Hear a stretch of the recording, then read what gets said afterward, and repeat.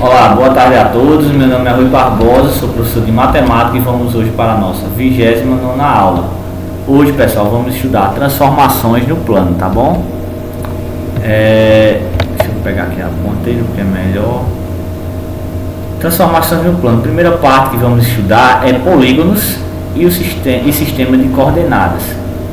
Como você já estudou, o polígono é a reunião de uma figura plana formada por uma linha fechada simples, composta apenas de segmentos de reta, reunida com região interna. Todo polígono tem vértice, pessoal, e tem lados e ângulos internos, entenderam? Essas são as características dos polígonos, tá bom? Então,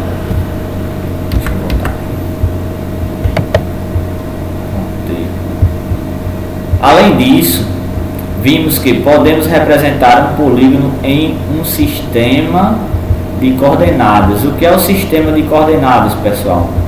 A gente está vendo aqui ao lado.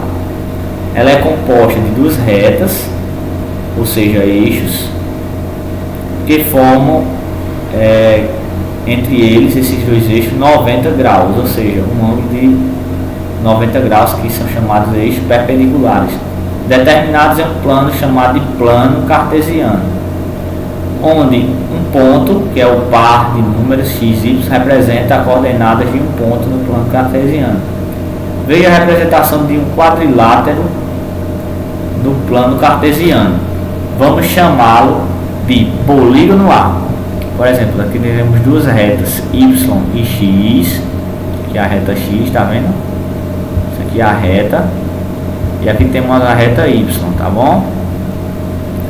Ou seja, entre essas duas retas forma-se um ângulo reto de 90 graus. E aqui temos a cada pontinho à direita uma unidade a mais. Do 0 ao 1, do 1 ao 2, do 2 ao 3 e assim sucessivamente um pontinho. Mesma coisa na reta y, do 0 ao 1, do 1 ao 2 e assim até chegar no 7, tá bom? Ou seja, e nisso, formado no plano cartesiano, temos um par de números. Por exemplo, esse ponto aqui, ó, que eu vou selecionar para vocês. Esse ponto aqui, ele representa o 2 e o 4. Por que o 2 e o 4? Porque primeiro a gente sempre coloca que está na reta x. A reta x aqui, eu estou passando aqui a bolinha. A reta x é essa. Ou seja, o 2 ele vem do 0 até o 2, ou seja, esse ponto aqui ele vai no x até o 2. E o ponto que está aqui no y ele vai até o 4, ou seja, por isso que é 2 e 4. Entendeu? É assim, ó.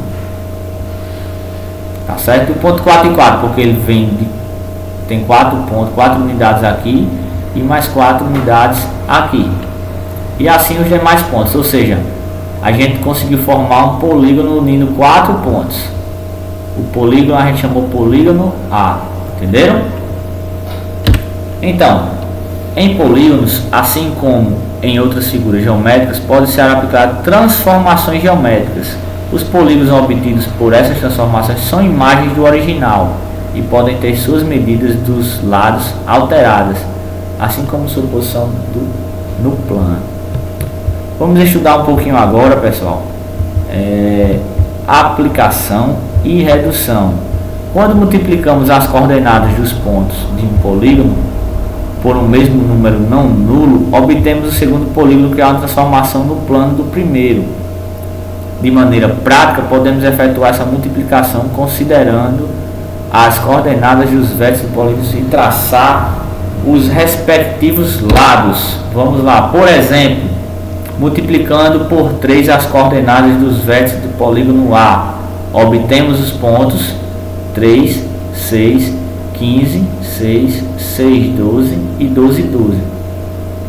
Podemos desenhar um novo quadrilátero polígono B, cujos vértices têm as coordenadas como mostra a figura a seguir. Essa aqui era a primeira imagem que nós tínhamos, tá? Depois a gente multiplicou tudo por 3, todas as coordenadas dos pontos por 3. Por exemplo, esse primeiro pontinho de baixo era 1 e 2, aí multiplicou por 3, ficou 3 e 6. Aí formamos uma nova figura geométrica que é o polígono B, tá certo?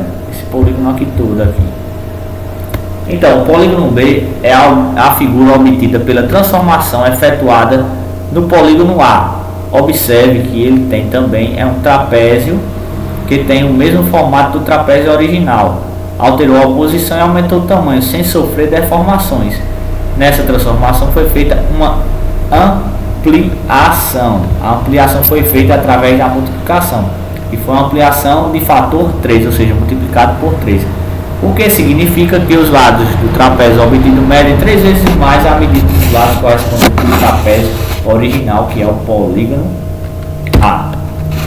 Note que se o polígono original fosse o polígono B e transformado fosse o polígono A transformação aplicada seria a redução, não ampliação. Seria a redução com o fator 1/3, ou seja, dividir o primeiro polígono por 3, ou seja, os lados do trapézio original teriam a medida reduzida à sua terça parte e os valores das coordenadas de seus pontos seriam divididos por 3. Vamos estudar um pouquinho sobre reflexão. Vamos agora observar uma outra transformação aplicada ao polígono A, de tal forma que obtemos um polígono C. A transformação mostrada é obtida multiplicando apenas a coordenada do eixo Y de todos os pontos do polígono A por menos 1, tá bom? Então, assim, os vértices do polígono C têm coordenadas 1 menos 2, 5 menos 2, 2 menos 4 e 4 menos 4. Essa transformação é chamada de reflexão em relação a uma reta, no caso, o eixo X, e pode gerar uma figura idêntica à original da mesma forma e tamanho, só que em posição invertida em relação ao X. Por exemplo, aqui ele pegou o menos 2 daqui, que é sempre Y, que ele falou, multiplicou por menos 1, então deu menos 2. Ou seja, do zero aqui, que é o ponto 0, 0, para baixo começa menos 1, menos 2, menos 3 e menos 4 e assim sucessivamente. Ou seja, menos 2 vezes menos 1, 2 vezes menos 1 dá menos 2, ou seja, o ponto ficou 1 menos 2. E aqui o ponto 5 e 2 ficou 5 vezes 5, e o outro vai ser 2 vezes menos 1, menos 2, aí vem para cá o outro ponto. E assim a gente formou o polígono C. Quando multiplicamos as coordenadas dos pontos do polígono A por menos 1 e obtemos um polígono D, considerando as coordenadas dos vértices, temos que os vértices do polígono D são os pontos menos 1, menos 2, menos 5, menos 2 e menos 2, menos 4 e menos 4, menos 4. Ou seja, aí ele multiplicou todas as coordenadas, todos os pontos por menos 1. Entendeu? Essa transformação é chamada de reflexão em relação a um ponto, no caso, a origem, no sentido de coordenadas. E o polígono D tem a mesma forma e tamanho da figura original, ou seja, obtém um trapézio idêntico ao original, só que em outra posição. Obrigado pela atenção de todos e fique com Deus e até a próxima aula.